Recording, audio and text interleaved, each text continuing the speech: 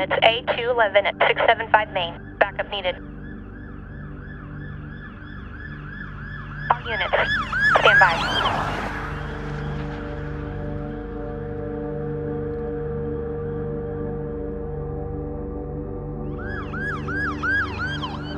Officers are on scene. Transport is on the way.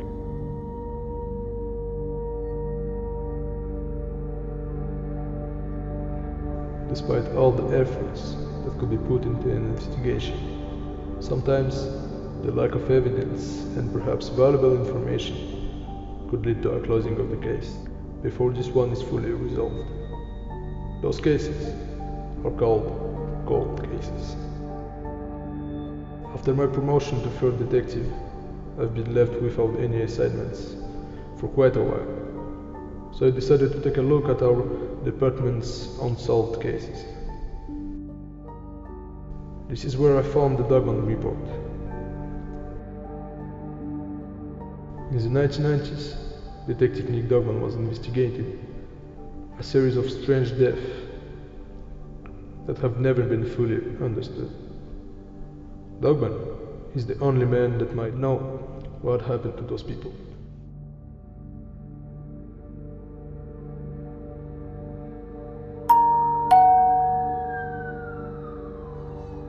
Who is it? Sir, this is Detective Riley, from your former department. I'd like to ask you some questions about an old case of yours.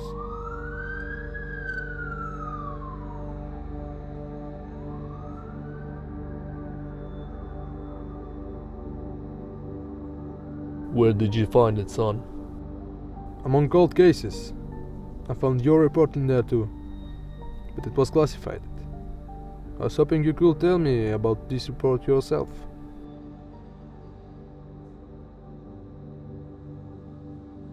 Well, it was a long time ago, and as you might already know about it by now, I started with Clay Richardson.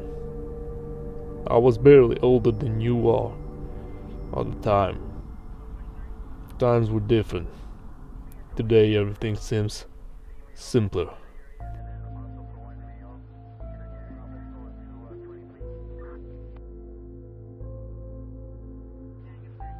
Someone found Richardson in the national park. His body was under a wooden tent. When we arrived at the scene, me and my partner Wade, we were told that it all looked like a suicide, but something wasn't right. We knew that something was completely off. It looked like he had died from a heart attack, yet the autopsy didn't reveal anything that would suggest so. There weren't traces of needles. He wasn't drugged, nor did he drug himself. There was nothing that would suggest that he went through a struggle. It seems like he just died. They decided to stay with the suicide conclusion. We had no idea what the fuck was going on. We had no lead, nothing. However, when the second body was discovered, this is where we understood that the deaths are linked. Richardson had a player in his pocket, a Walkman with headphones laying beside him. We examined it, but found nothing out of the ordinary. Then, Margaret Shaw. 4336 West 26th Street. What's the inmate call? The second body. I came to the scene without Wade this time around. The victim was sitting in front of a turntable, eyes open, motionless. The body seemed so alive that Margaret was dead. I don't even know how to describe it, son. But it is as if life was taken out of her body. We realized that the music she was listening to, which was still playing even when we arrived, was the same strange wicked track Clay Richardson was listening to on his Walkman. This was the only thing that could link both this song, or not even a song. They were listening to a strange combination of sounds matched together in a rhythm. Was this the sound that killed Clay and Margaret? Half of the fucking station was afraid of listening to this music, thinking they would die instantly. We found where it came from. This was apparently a sound designed to help with concentration, but I can't fucking remember who was buying this crap. Anyway, this was a dead end for us. This track was never proven to be harmful, and we are absolutely not suspects. Nothing to lay on, until we stumble upon Jerry Brown. Our department has never seen shit like this. Jerry Brown? Isn't he the... Yes, it was him. The grave digger. In 1993, his neighbors were complaining about loud noises in music coming from his apartment. Good thing our dispatch Mike was a smart son of a bitch. He recognized the same track playing in Jerry's apartment, and he immediately called us.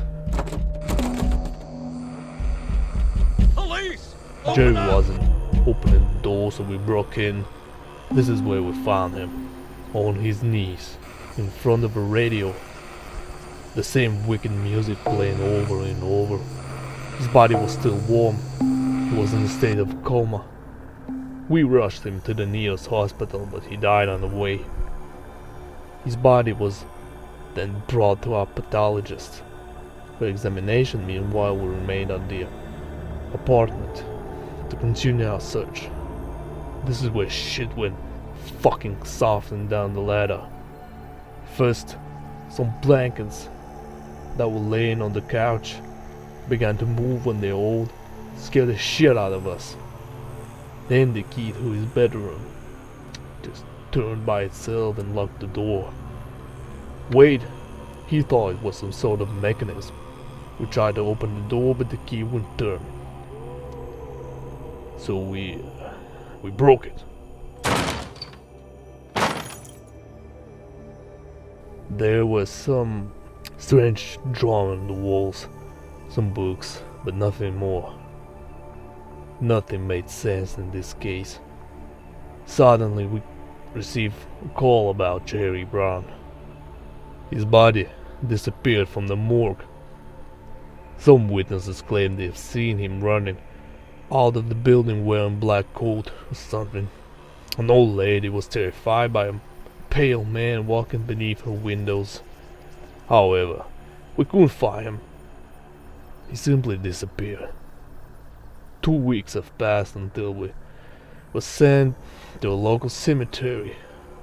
Someone looking exactly like Jerry Brown was seen during the night trying to dig up the body of Clay Richardson. He was chased and shot, but somehow he managed to escape. We found him the next day dead in an alley. Around the same time, another body was found. This was the exact same thing as it was with Clay and Margaret. William Colt. He was in his car, motionless, dead, like the other two. We came to examine the scene, and I could swear this Colt guy was dead. He was cold and pale, but somehow the fucking car engine turned on and the car began to drive back, almost hitting the dispatch. Then it rushed forward and crashed into a fucking tree right in front of us. William's neck snapped from the impact and his head smashed on the dashboard. We had no way to prove that he was dead already before the impact. After this, there were no more bodies, no more accidents, nothing. Thanks to me and Wade, the case was labeled as unsolved. even though they really wanted to call it a multiple suicide accident. But I know these deaths were not suicides.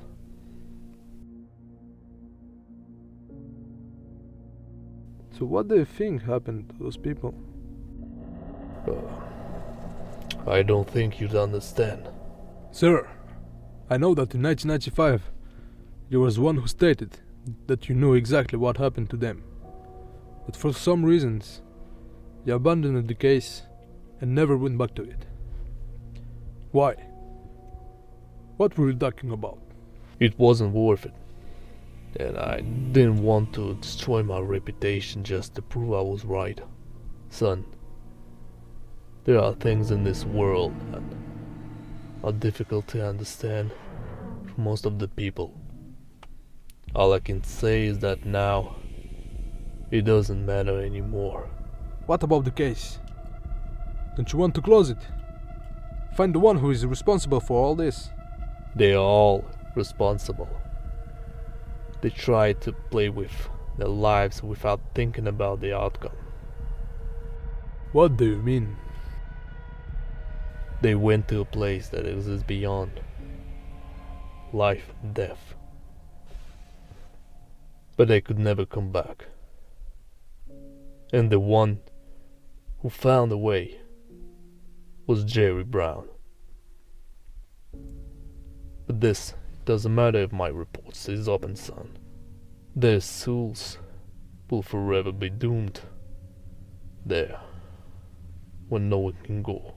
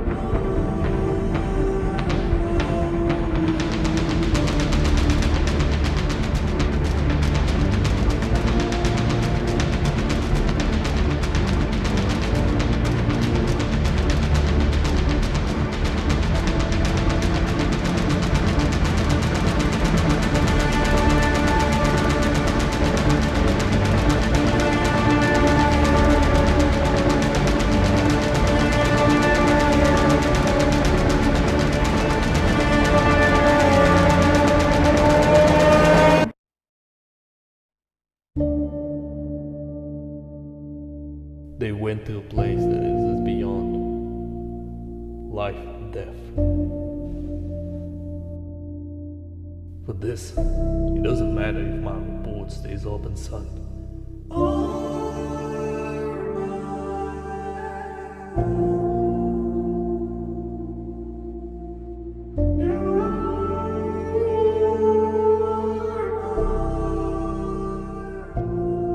Their souls will forever be doomed there,